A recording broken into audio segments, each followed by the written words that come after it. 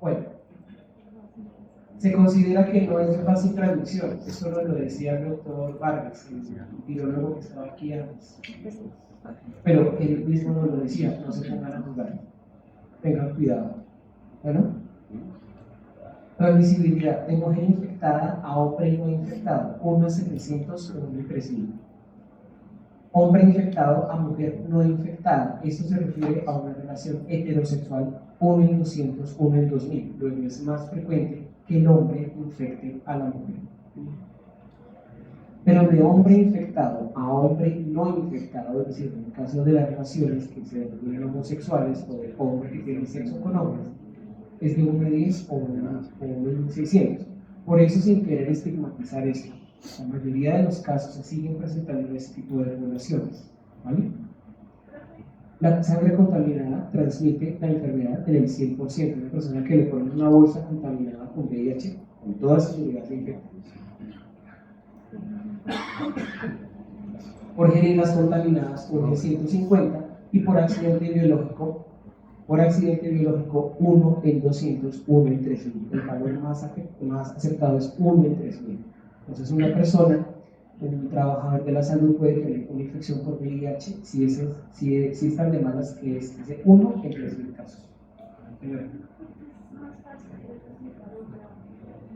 O sea, es más fácil la transmisión a la mujer y al hombre, ¿sí?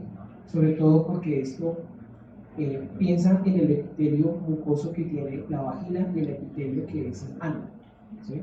Porque muchos, la mayoría, o sea, como lo estoy mencionando aquí, lo que hay que entender la diapositiva, es que esto se refiere al sexo receptivo, ¿sí? A la persona que es penetrada, ¿sí? Sea por vía vaginal, por vía anal.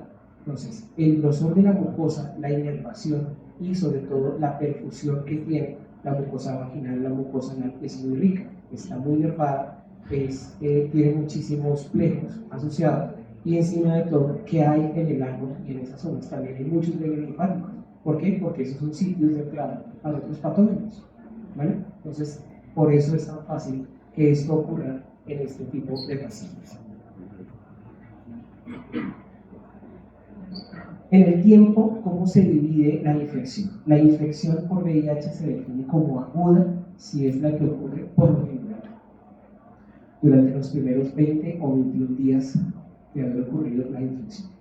La infección es una infección aguda. La infección temprana es aquella en la que ocurre.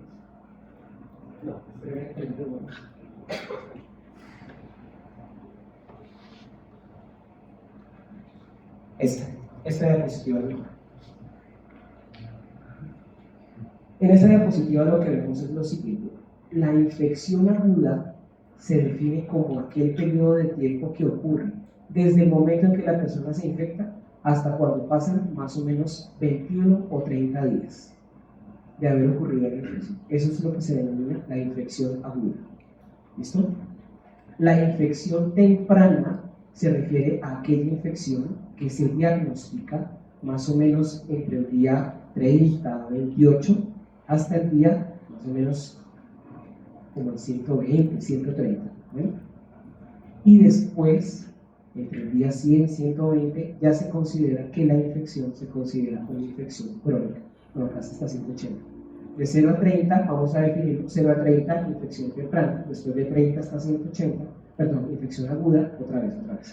Infección aguda, sí, me confundí, no los quiero confundir, otra vez. Infección aguda de 0 a 30. ¿Listo? Infección temprana de 30 a 180. E infección crónica de 180 en adelante. ¿Listo? ¿Por qué es importante esto? ¿Qué ven ustedes aquí abajo? Las diferentes técnicas que se utilizan para el diagnóstico. Por ejemplo, en infección aguda, ¿qué es lo esperable encontrar? ¿Se acuerdan de este dibujo en el cual aparece la carga viral así de alta? Pues cuando tenemos una infección aguda, lo que el método diagnóstico, ¿cuál es? La carga viral, el PCR. También pueden servir las técnicas serológicas, como por ejemplo el ELISA. Pero durante los primeros 5 o 6 días, no, obviamente no. Pero miren cómo después, cuando ya está terminando la infección aguda, o más o menos por la mitad de la infección aguda, ya las diferentes técnicas de ELISA ya pueden dar resultados positivos. Ustedes dirán, bueno, y miren eso, el Western blot generalmente se utiliza cuando ya el paciente está entrando en la fase crónica, no en la fase aguda.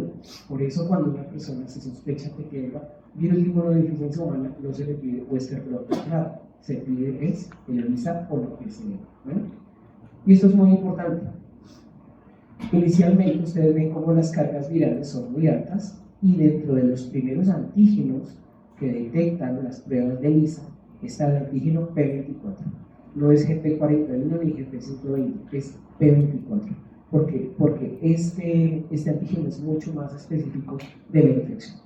Y a medida que va pasando, la infección empiezan a aparecer, más o menos terminando la infección aguda, entrando en la infección temprana, empiezan a aparecer los diferentes anticuerpos. Ahora sí, devolvamos.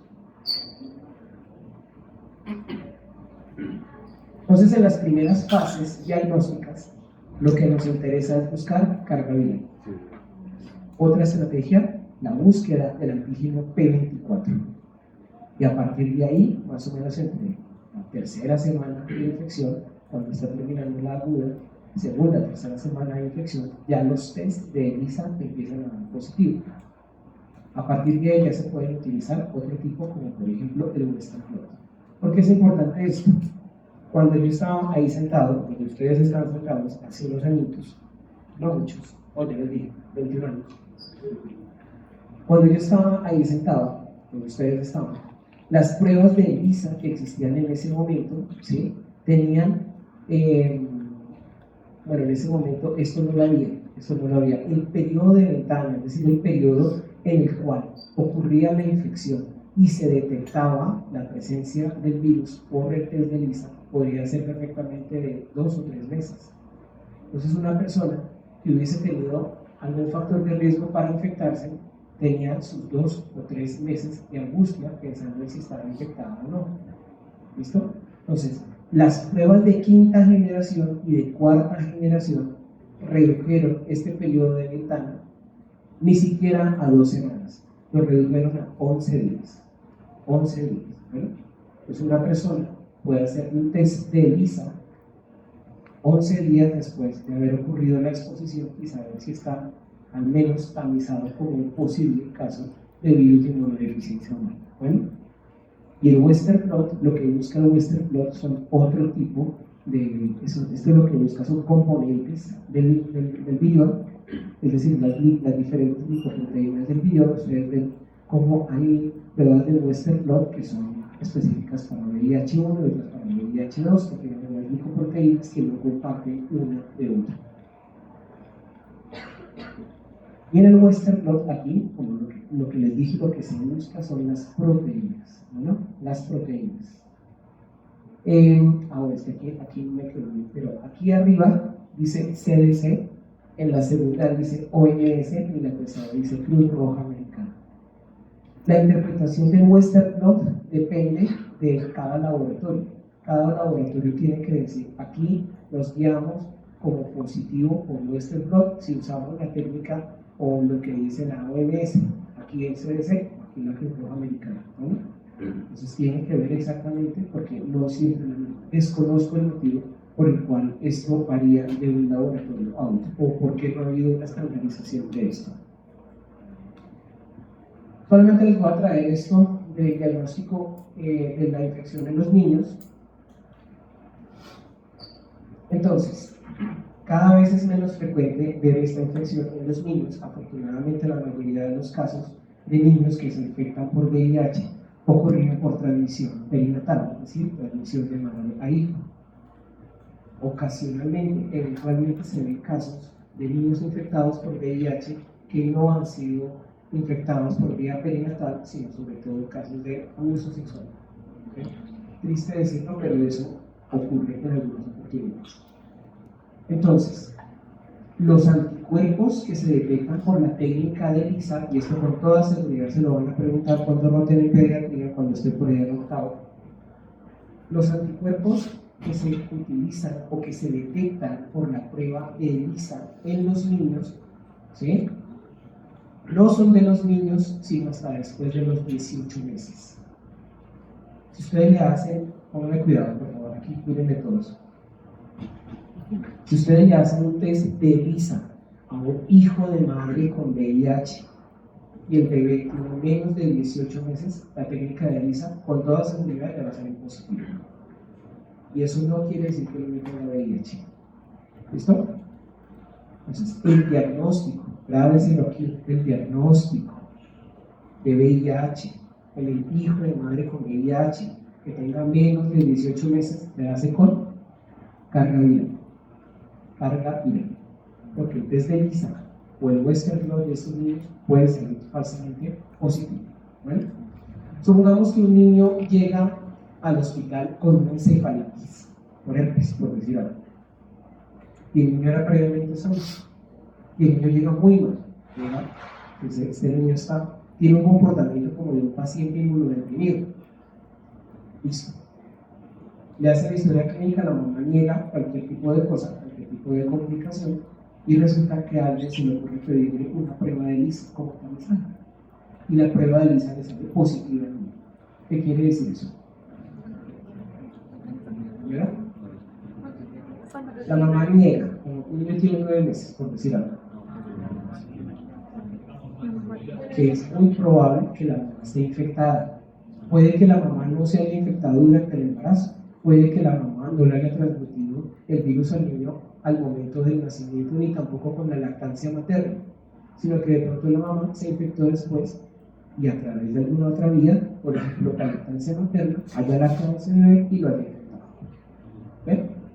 Entonces, cuando ustedes tienen un niño, un lactante menor de 18 meses que está en una condición grave, por lo que sea, por una neumonía, por una meningitis, porque le pillaron una tuberculosis, qué sé yo, obviamente el comportamiento de esas enfermedades infecciosas oportunistas, ustedes tienen que pensar que este niño puede tener una inmunodeficiencia. Si la mamá niega, señora, usted se la puede decir, si yo me la hice pero me salió negativa. Ustedes muchas veces no tienen acceso a esos resultados, piden una prueba de ELISA. Si la prueba de ELISA es negativa, listo, el niño no tiene nada. Pero si es positiva, ustedes tienen que entonces decir a la señora, hágase una prueba de ELISA porque es muy probable que su hijo sí tenga VIH. Si quieren ir al grano, como se dice, pídanle una vez una carga viral. ¿Sí? Pero puede que esos niños que tengan ese comportamiento inmunodeficientes tengan una inmunodeficiencia humoral que no produzca anticuerpos. Entonces, falsamente, la prueba de ELISA puede salir negativa y pueden estar infectados. ¿Me hice entender? ¿Sí? Entonces serían muy libres, 18 meses. ¿Qué se puede repetir? ¿Qué es VIH?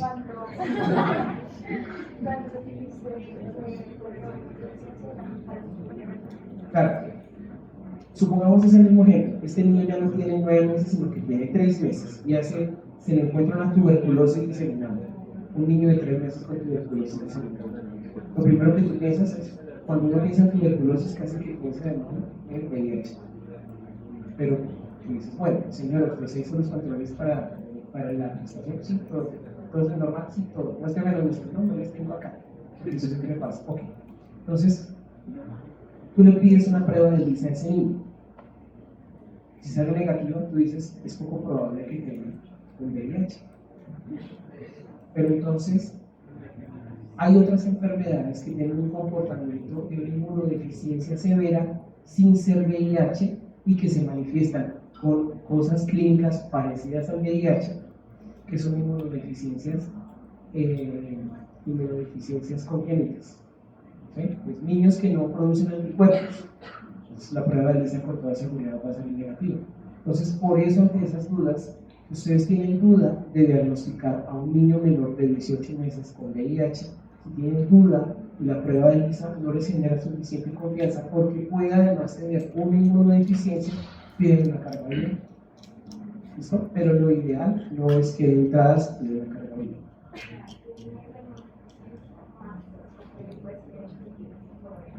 Claro, puede que ese niño encima de todo tenga VIH. Digamos que en pacientes sería por esta cantidad. No. ELISA. La prueba de ELISA, porque la prueba de ELISA es una prueba de tamizaje. ¿Qué le vas a preguntar?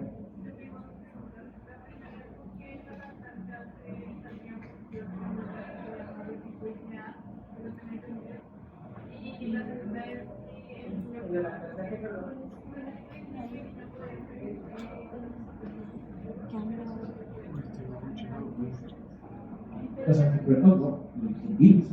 El virus se transmite por la leche materna. Por eso la lactancia en las mujeres con VIH está prohibida. Aunque tenga cargas virales interpretables, sean físicos y tratamiento, no se puede dar leche materna. ¿Bueno?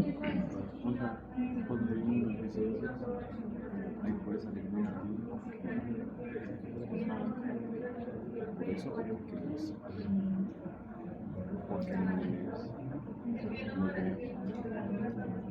pues que Claro. No, esos no necesariamente presentan problemas. ¿Sí? Acuérdate que antes de que ellos maduren tienen que pasar por el proceso de presentación de antígenos o de una respuesta mediada por pH. pH cuánto? Dos. pH 2. Ya después, cuando llega un adolescente, qué sé yo, que ustedes sospechen que tiene VIH, ahí sí se pide un test de ELISA. Bueno, clasificación inmunológica. Pilas con esto. Clasificación inmunológica. La clasificación inmunológica. Es que no. Clasificación inmunológica se menciona con números. Ojo, números 1, 2 y 3. ¿A qué se refiere la clasificación inmunológica? Se refiere a la cantidad de linfocitos TCD4 que tiene esa persona. Esta es otra cosa. Clase también les quería mencionar esto. Ustedes han escuchado muy frecuentemente la palabra estadio, ¿verdad? La palabra estadio no existe en el estudio, ni con tilde ni con acento. Se dice estadio, o estadio, así como el campín, como el canal, qué sé yo. Estadio 1, estadio 2, estadio 3, es un estadio. Así que esa palabra se volvió muy común. ¿Se acuerdan lo que les dije de clivaje? Esa palabra tampoco existe. Entonces, la clasificación inmunológica se refiere a la cantidad de linfocitos TCD4, tanto en número absoluto por microlitro de sangre como en porcentaje. Entonces, acá está clasificado como menor de 1 año, de 1 a 5 años y mayor de 6 años. A partir de los 6 años, esta clasificación es exactamente igual a la de los adultos. Entonces, un adulto con VIH que tenga un recuento de linfocitos TCD4 menor a 200 y en un estadio o estado inmunológico de 3. Y entre menos recuento de linfocitos TCD4, posiblemente más grave esté. Bueno, entonces esto tiene una correlación con la clínica también, ¿vale? Esto, pues yo les voy a preguntar, ¿cuál es el valor de linfocitos TCD4 en un niño de 3 años? Yo me lo sé, yo tengo que mirarlos porque no me acuerdo. Pero, sí. Bueno, es con PCR. La carga viral se refiere a la PCR. Hay carga viral tanto para detectar RNA como carga viral para detectar DNA. La que se utiliza para seguimiento y para diagnóstico por lo general es la RNA. Bueno, RNA.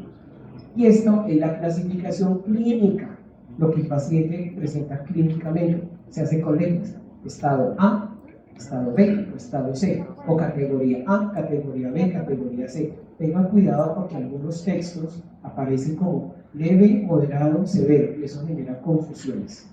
Lo que yo les recomiendo es que la clasificación clínica la hagan así: A, B y C. Obviamente, A, ¿qué quiere decir? Asintomático. B va a ser más sintomático y C pues, va a ser la fase de SIDA. Entonces, dentro de las asintomáticas están las personas con infección aguda, muchas de ellas asintomáticas o con un síndrome similar a una mononucleosis infecciosa. Eso lo veremos mañana cuando veamos herpes. Y a veces el motivo o la única manifestación clínica que está dentro de la categoría A es el síndrome de linfadenopatía generalizada persistente. ¿Recuerdan la primera diapositiva? El paciente que consultó en Nueva York porque estaba lleno de ganglios. Estaba en ese caso.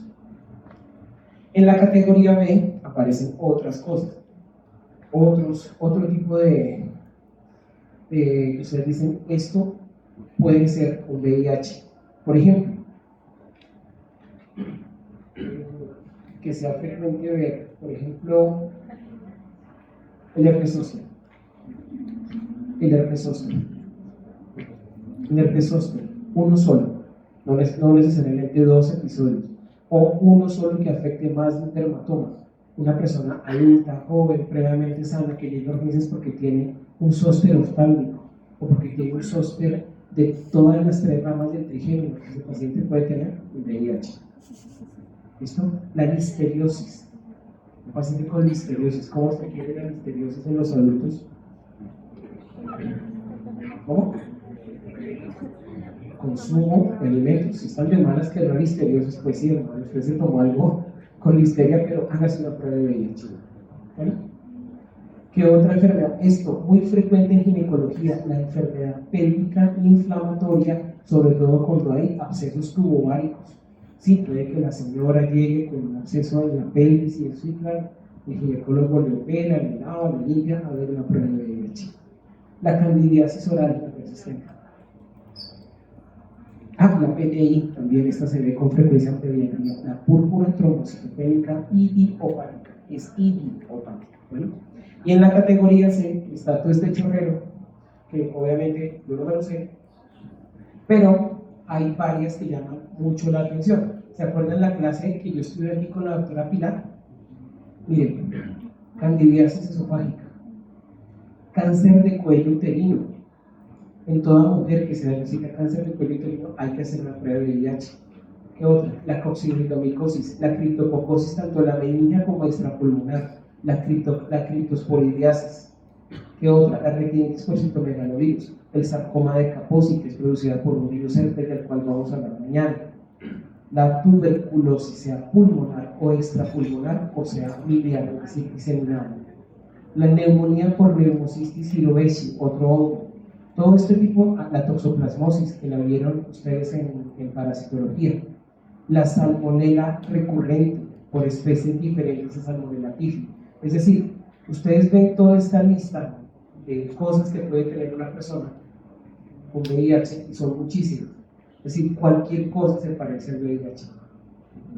Yo personalmente, en mi práctica, a todo niño que ingresa a la UCI pediátrica, le pido una prueba de VIH. No he agarrado el primero, afortunadamente, pero siempre se los pido. Sobre todo cuando llegan esos niños con neumonías, y dices, este chino se va a morir. ¿Porque están muy graves? Sí. Algunas fotografías de manifestaciones clínicas, como les digo, esto lo verán con más detalle en su curso de medicina interna. Sarcoma de Kaposi. Eso es raro verlo en la boca, generalmente se ve en las extremidades. Esto es una fotografía esto era de una criptococosis pulmonar, no tiene un patrón radiológico particular. Miren esto, acá vemos el glande y el cuerpo del pene y vemos estas vesículas que son vesículas de herpes tipo 2, de herpes genital. Esto que es un linfoma primario del sistema nervioso central, y esto que son diferentes técnicas y funciones para mostrar la presencia de neumocistis girovesi, este hongo que les enseñó la doctora Pilar. Otras manifestaciones, atrofia cortical y demencia. La demencia en una persona previamente sana, una persona joven que aparece demente, a ver una prueba de VIH. Toxoplasmosis cerebral, sobre todo si es un paciente mayor de un mes, a ver una prueba de VIH. Y esto un linfoma primario del sistema nervioso central. Cualquier cosa puede parecerse y ser VIH. El tratamiento antirretroviral considera 6 tipos de familias. 1. Los inhibidores de la transcriptasa reversa, análogos de nucleócidos o nucleótidos, como lo quieran decir. Segundo, los inhibidores de la transcriptasa reversa, no análogos de nucleótidos. Los inhibidores de la proteasa. Los inhibidores de la integrasa, ¿sí? Y otros menos frecuentemente utilizados, como los inhibidores de la entrada y los antagonistas del correceptor CCR5. De estos dos yo no tengo ningún tipo de experiencia. Nunca he tenido la oportunidad de usarlo, porque afortunadamente esto poco se ve ya en los niños, pero en los adultos sí se puede ver. Por eso es importante que en su curso de medicina interna lo tengan siempre presente. Nuevamente el ciclo de replicación, Nuevamente el ciclo de replicación, vemos aquí la unión del receptor celular al receptor, del CD4 al receptor de la célula, la necesidad de un correceptor. Aquí actúa un inhibidor de la entrada. Inhibidores de la fusión, pero los que más se utilizan son los inhibidores de la transcriptasa reversa, los inhibidores de la integrasa y los inhibidores de la proteasa. Esos son los que tienen el 99% de uso dentro de esa terapia antirretroviral. Los otros casi no se utilizan.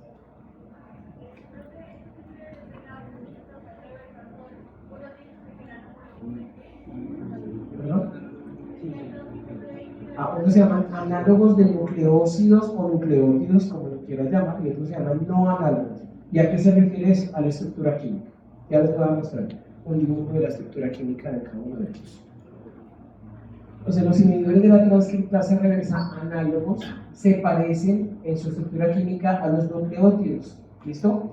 ¿Qué hacen? Se pegan a la transcriptasa reversa, se meten y finalmente frenan la polimerización de la cadena de DNA. Esto no es importante tampoco, pero bueno, algunos tienen una estructura parecida a la timidina, otro a la citidina, otro a la adenina y otro a la guanosina.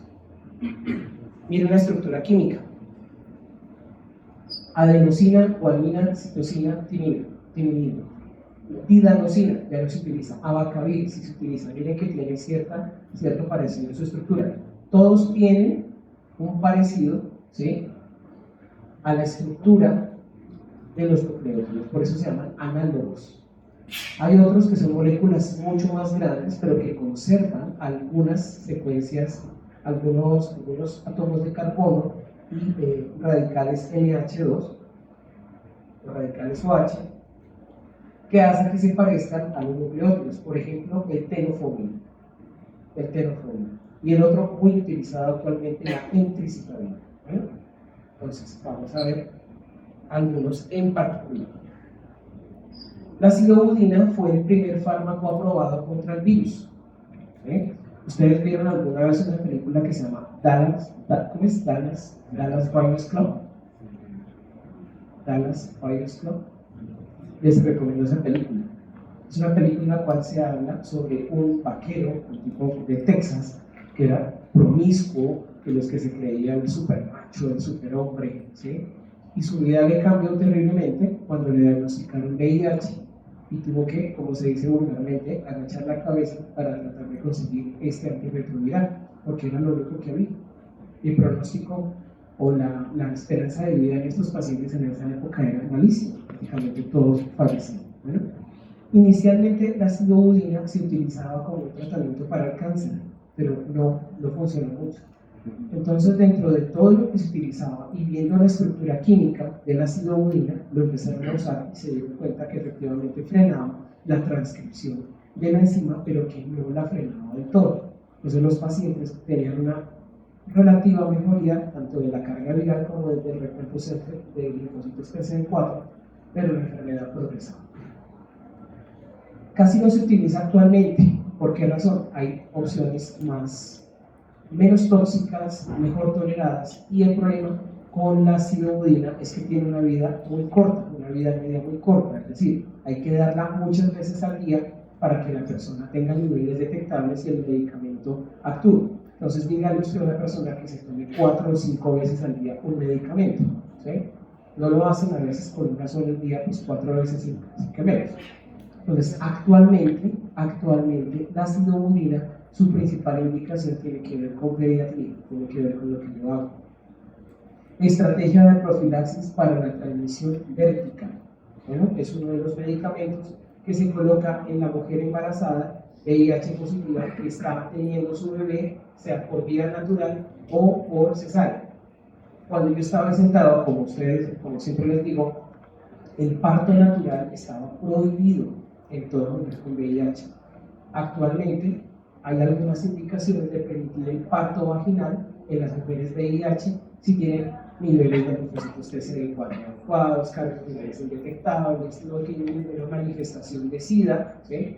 Pero la verdad, yo no conozco el primer ginecólogo que se enfrente a eso, les da mucho favor y prefieren operarlas. Bueno, pero teóricamente se puede dar. Hay ginecólogos que sí lo hacen, pero la mayoría de los ginecólogos les da pavor, ¿sí? Dar un parto natural en una mujer con VIH, porque que tal el niño presente una distocia, no pueda salir, empieza a salir la placenta. Entonces está como miedoso, ¿verdad? Pues muchos no lo hacen. Pero la sidobudina se utiliza tanto en la mamá como en el bebé, una vez nace se le da sidobudina de manera profiláctica. La lamivudina es otro medicamento también muy utilizado, actualmente también más, sí, tanto en pediatría como en adultos se utiliza, tiene la adecuada, tiene una adecuada biodisponibilidad por vía oral y es uno de los medicamentos que también sirve para el tratamiento de la hepatitis B. Otro que se llama el abacavir, también un medicamento muy bien tolerado, con pocos efectos adversos gastrointestinales, pero que antes de iniciar el abacavir se debe pedir a la persona que no tenga ese tipo de HLA. El HLA B5701 puede producir un síndrome de Stevens-Johnson en la persona que toma abacavir. Entonces, si no lo mata el VIH, lo mata el abacavir. Otro que se utiliza muchísimo actualmente es la entricitabina.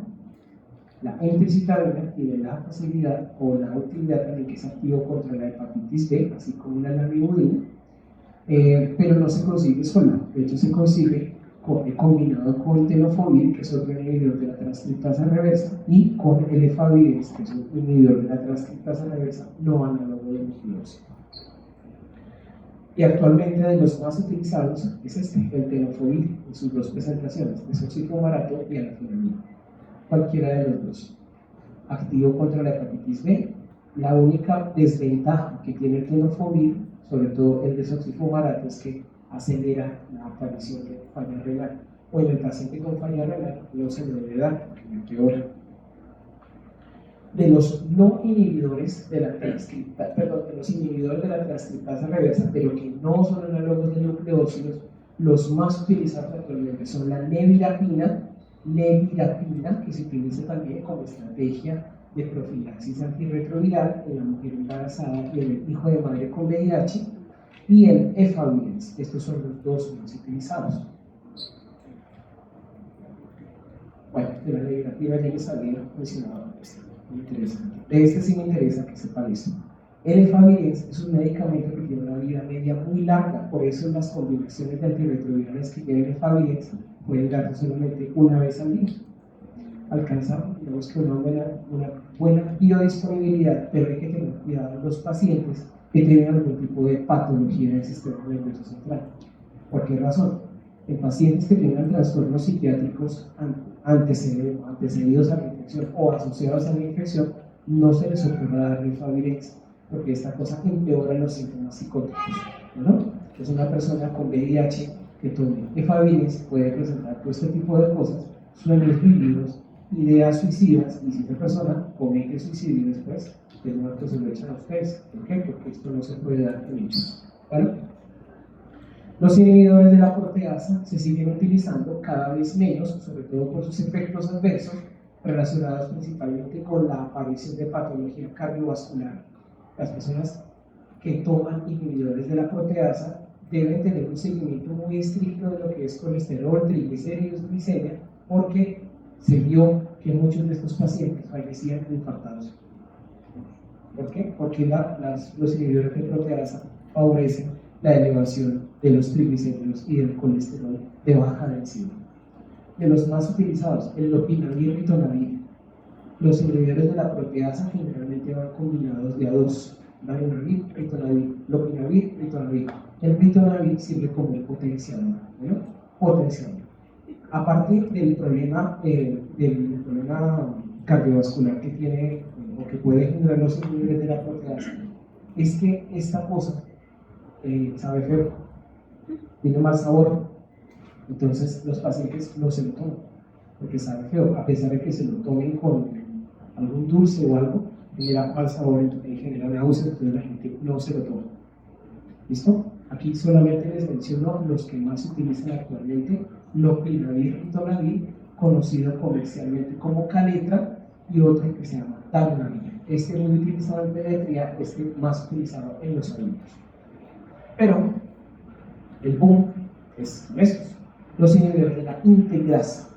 Los inhibidores de la integrasa, los que inhiben la formación de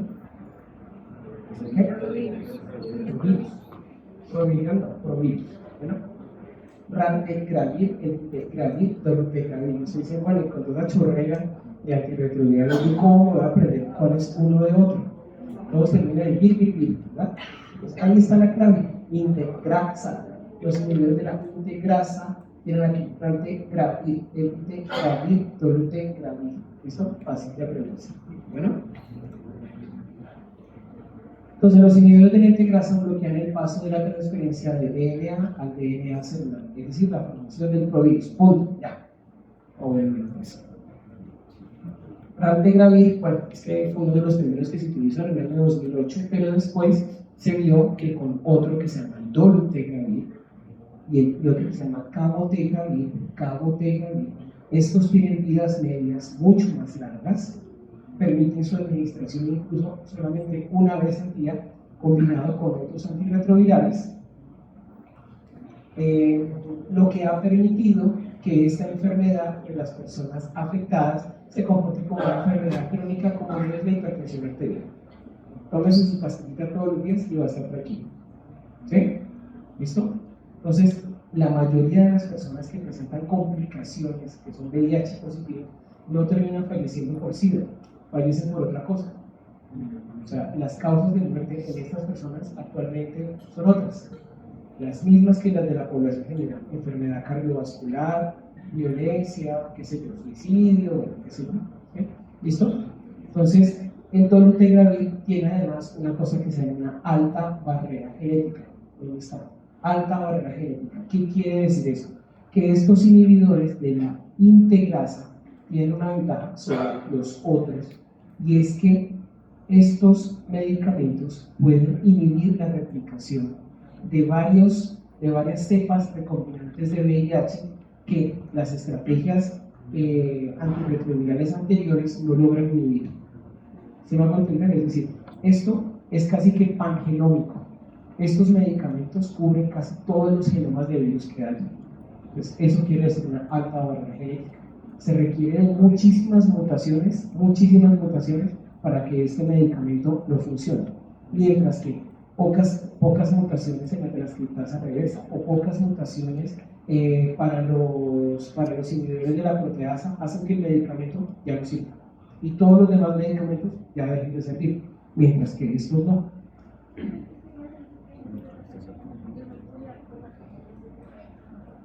Voy para allá, ya voy para allá. Sí, claro. Sí.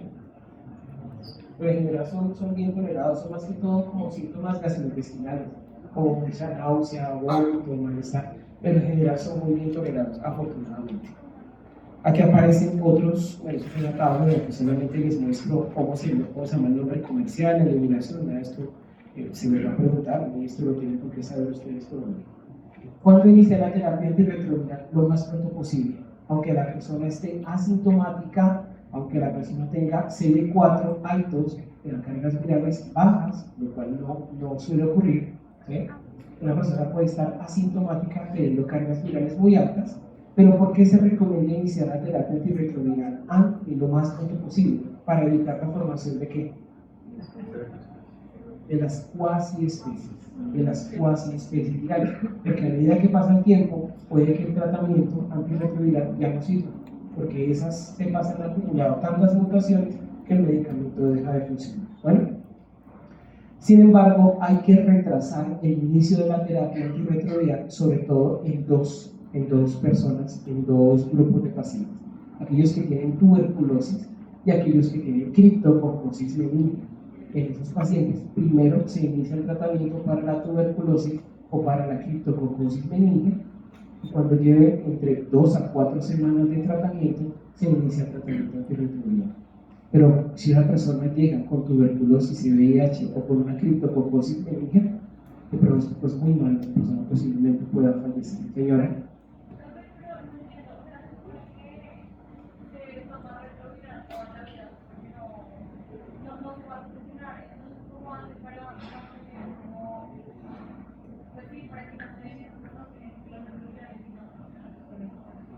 No te entiendo, ¿cómo así?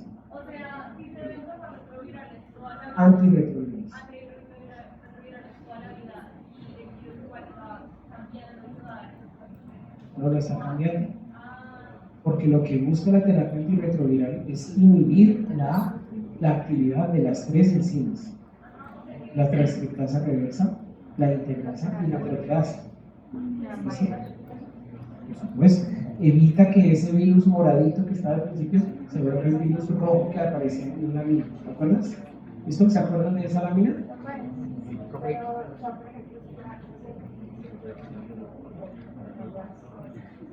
Sí, cuando ya hay cuasi especies virales, lo que se hace es un seguimiento de carga viral. Si a pesar de un tratamiento antirretroviral adecuado sigue habiendo detección, niveles detectables de carga viral, a esas muestras se les pide una genotipificación. Entonces mira qué mutaciones tiene ese virus, a pesar de estar recibiendo un tratamiento adecuado, para ver si se puede asociar a alguna de las otras estrategias diferentes, inhibidores de la función o inhibidores de la entrada, que son medicamentos que ellos utilizan. Por eso, los inhibidores de integrasa, es que se le la seguridad.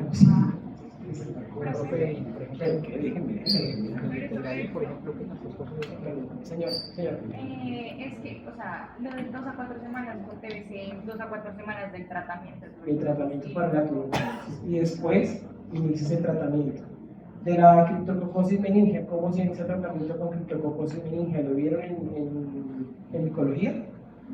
No, bueno, se inicia generalmente con fluconazol o con un medicamento que se llama flucitocina y se combina con otro que se llama anfotericina B. ¿Listo? Pero ese sí se acaba antes de empezar la terapia antirretroviral o No. es El tratamiento para la tuberculosis, ¿cuánto es tiempo que es es? muy largo, pero Claro. es el de la criptococosis. Es de un año.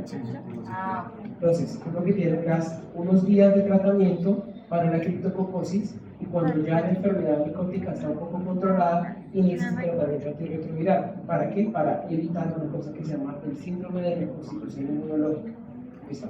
Que eso les hablé ese día en la clase. Entonces, actualmente las estrategias de inicio de tratamiento, ¿sí? Es esta la más importante. Utilizar 3 medicamentos, 2 de los cuales deben ser inhibidores de la transcriptasa reversa, sean análogos o no análogos. Se recomiendan los análogos de nucleótidos porque son mejor tolerados, porque tienen vidas medias más largas y se dan solamente una vez al día, más un inhibidor de la integrasa. Lo que se busca con esta combinación es sobre todo bajar la carga viral en cuestión de semanas. Que una persona venga a su control a los 3 meses y siga teniendo cargas virales detectables es algo que preocupa.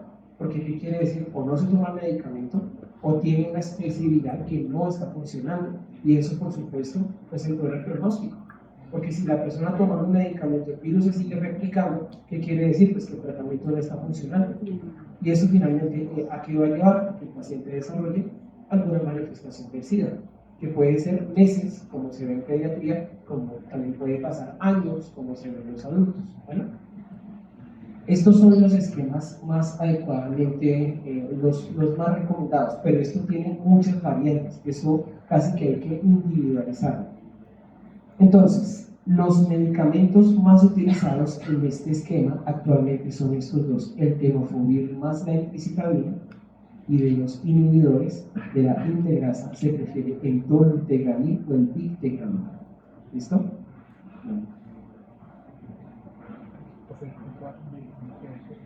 ¿Cuánto vale? No tengo idea. No sé, pero son medicamentos de muy alto costo y no son fáciles de conseguir. Eso es otra cosa muy importante. Una persona que, por ejemplo, es que esto tiene una discusión también política, social, no sé cómo la quiero llamar, muy importante. Porque estos medicamentos no se consiguen en la farmacia como ir a conseguir $1. Porque se me acabó el medicamento para el VIH, entonces digo, no, voy a la farmacia, voy a Cruz Verde, me compro, no, para el 16 años pues por menos. Entonces, pues no, ¿sí? Estos medicamentos son dispensados por algunas casas farmacéuticas. No todas las casas farmacéuticas tienen licencia para producir este tipo de medicamentos, ¿sí? Estos medicamentos no se consiguen fácilmente. Desconozco el costo, deben ser muy, muy elevados. Claro, son dados por la EPS, ¿sí? Pero como te digo, esos son planes que tiene cada aseguradora para entregar a esos pacientes esos medicamentos. Y eso tiene un componente también muy importante de, ¿cómo decirlo?, de discreción, ¿sí? Si me voy a entender, es decir, hay momentos de entrega para él. Es una cosa bien compleja porque uno no sabe si se están discriminando o si se está cuidando su intimidad, ¿sí? Eso tiene un trasfondo sociocultural muy, muy fuerte.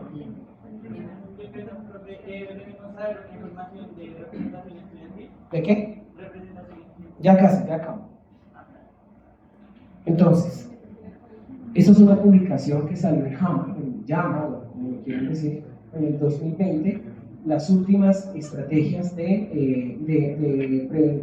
tratamiento antirretroviral en adultos. En niños es diferente, pues lo verán.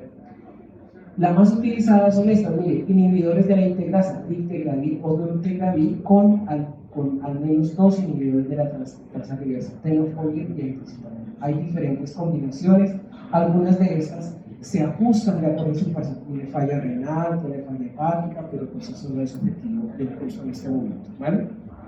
Los esquemas de 2 tratamientos, dolutegravir y lamivudina, se habían recomendado en algunas personas que fueran extremadamente juiciosas con este tratamiento, pero se han visto fallas virológicas, es decir, el tratamiento queda como parcial, dos medicamentos pueden ser incompletos, entonces actualmente no se recomienda.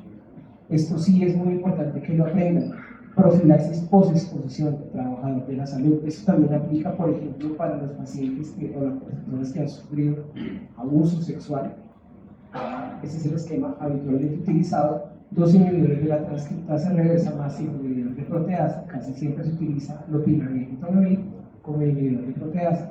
O 2 inhibidores de la transcriptasa reversa más un inhibidor de la integrasa.